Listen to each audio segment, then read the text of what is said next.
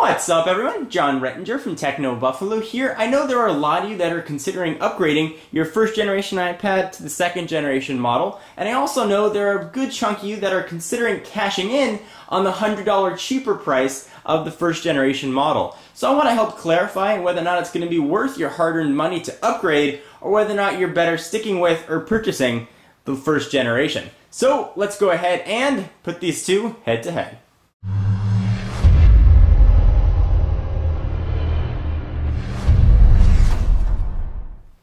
So let's run through some of the most salient specs of these two tablets. The screens on both are exactly the same. Diagonal 9.7 inch with a resolution of 1024 by 768 and 132 ppi, which stands for pixels per inch. The first generation is running Apple's A4 system-on-a-chip processor. That's a single core clocked in at 1 gigahertz.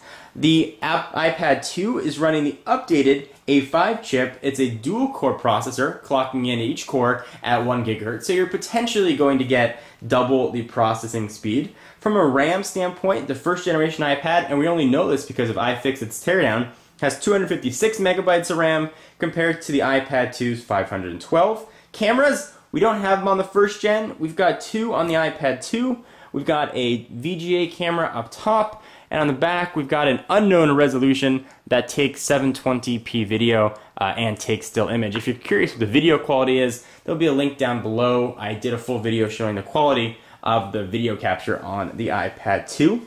From a color standpoint, iPad 1 only comes in black. iPad 2 you can get in black or white. Of course, this is the white version.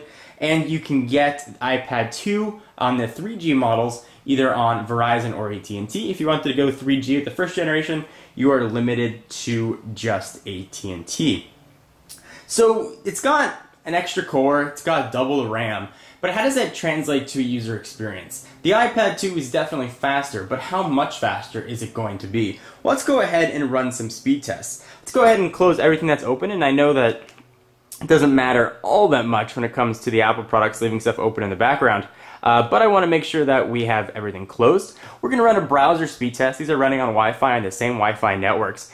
Generally, I don't clear the cache before I do these video comparisons. I like to show what it's going to look like for a website you visit regularly. However, I'm going to make the exception here. I'm going to go in and I'm going to clear the cache. So we'll go ahead and clear cache, clear it there, and we'll do the same thing on the first generation iPad.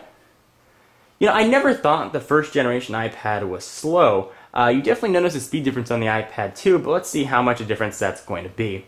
Alright, so cache has been cleared. Let's go ahead and load up Techno Buffalo on each. Alright, so let's go ahead and queue that up. Got it ready to go there. Let's do the same thing on the first generation. Let's go ahead and push them at the same time, or at least attempt to. Alright, and they are off and again connected to the same Wi-Fi network. Of course, iPad 1 on the left, iPad 2 on the right. iPad 2 has almost loaded the entire website. iPad 1 is still loading. iPad 2 is done. iPad 1 is about halfway. We haven't even seen the content show up yet. And I should mention this is a pretty fast Wi-Fi network. Speeds range anywhere from 30 to 40 megabits per second. So now we're starting to see some content. It's queued up, almost done. Still loading. So clearly what we're seeing, at least with Techno Buffalo, is the iPad 2 handles it much, much faster. However, is that representative of other sites, or is it just maybe Techno Buffalo is more optimized for the iPad 2, or has more pictures and is intensive that takes better advantage of what the iPad 2 has to offer? iPad 1 here is still loading, so let's just suffice it to say that the iPad 2 is significantly quicker, at least in this test, for loading the site. Let's go ahead and load the YouTube channel. So that'll be youtube.com/John4Lakers, and let's see if there's any sort of speed difference here. And this is still loading, and now it is done. So let's go ahead and try and get both of these to load at the same time and see if there's any sort of speed difference.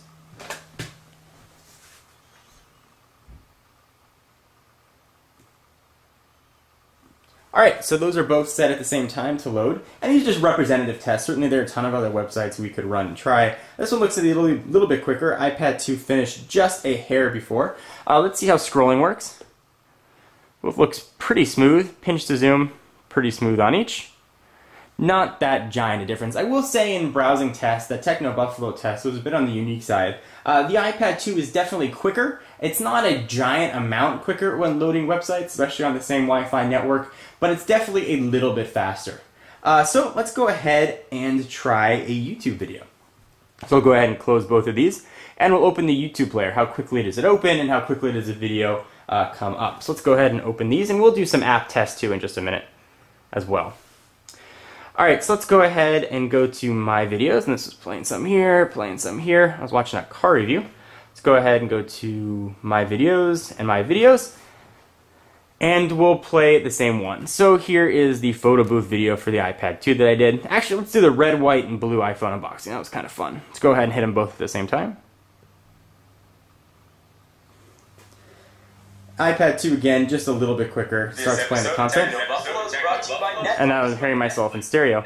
But again, iPad 2 being just a little bit quicker, and that's going to be a theme that we're going to see as we continue to go through everything here. Alright, let's go ahead and close out of this. And again, since we sort of close everything, we should have exactly the same applications open in the background. Settings, browser, and YouTube. So let's try some of the same applications that are obviously meant for each. Let's start with Angry Birds, one of my favorite games. So we'll go ahead and move on over. Angry Birds here, Angry Birds there, Angry Birds everywhere. Let's go ahead and try and open these at the same time, which is really sometimes harder than you'd think it would be. And let's see if there's any sort of speed difference. So we definitely saw it load up there on the iPad 2 faster. Now we're seeing the screen. So again, a little bit faster, and now we're ready to play on the iPad 2, almost ready to play on the iPad 1. This was definitely a significant difference. That's probably a direct result of the faster processor and increased RAM. Alright, so let's go ahead and close this. And close this again. And to keep everything fair, I'm going to go ahead and close all the applications here that are running in the background as well, just to make sure that everything is optimized. I know it's sort of application switching, and this isn't necessary, but I do want to keep things as fair as possible. Alright, next let's open up a very intensive game. We'll open up Infinity Blade. Now, the iPad 2 has the potential to have 9 times the graphic prowess of the first generation. Infinity Blade is one of the more intensive games out there, so let's see if we notice any difference in speed and graphics quality. I will say that the screens here are exactly the same, so if one looks brighter or not brighter, we should have had the brightness set at exactly the same. So you shouldn't notice any screen difference. You can see the brightness there is almost identical.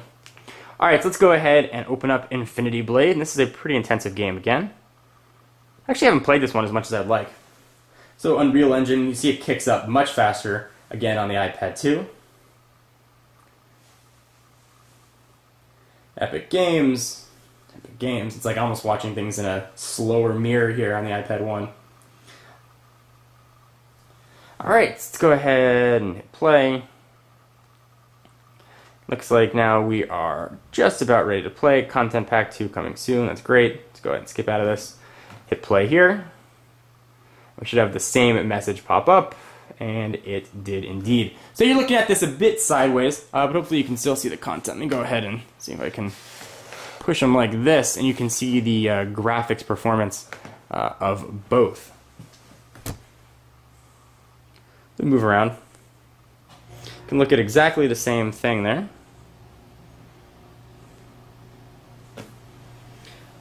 They both look pretty good. I'm not really noticing that much graphics difference on the iPad 2 versus the iPad 1. Alright, let's go ahead and close out of these. And certainly we could get a little bit more granular, but in the interest of time, we'll say they both look decent. The iPad 2 definitely has more potential.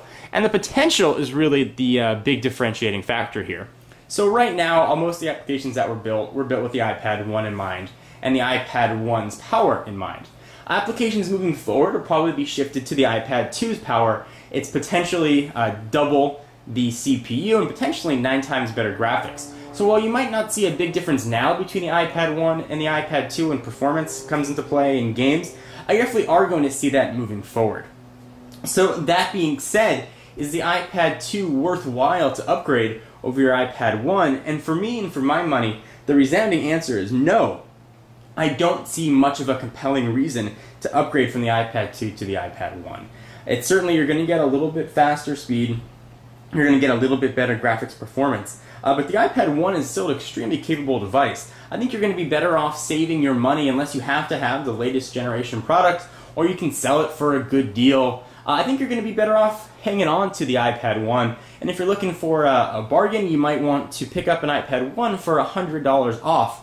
Come in all the same configurations as the iPad 2. If you've been waiting to pick up an iPad and $100 doesn't matter that much to you, certainly go for the iPad 2. The increased speed and performance is going to be nice to have. It's 33% thinner, which is definitely a nice thing. It feels a little bit lighter in the hand. You're going to get the same sort of 10-hour battery life.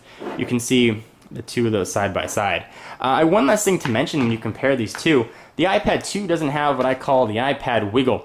When you push it on a desk and you push on the corners, it stays flat. The iPad 1 has a little bit of that wiggle. The iPad 1 is still an extremely capable device and is, according to most people, head and shoulders above the closest competition, at least right now. So you're going to get a device that's going to be capable for the next year or so. Again, if you're looking to sort of dive into the tablet world, the iPad 2 might be your best bet, but it's not the most compelling of upgrades. Anyway, guys, I want to hear from you and what you have to say, whether or not you think the iPad 2 is worth the upgrade, whether or not the color alone is worth it, getting it on Verizon or the thinness. Definitely want to hear what you guys have to say. Did you see any big difference in speed that would make a difference for you? Leave all your comments down below. Be sure to check out technobuffalo.com for all your tech news. I'm John Rettinger, and I'll see you in the next video. Bye-bye.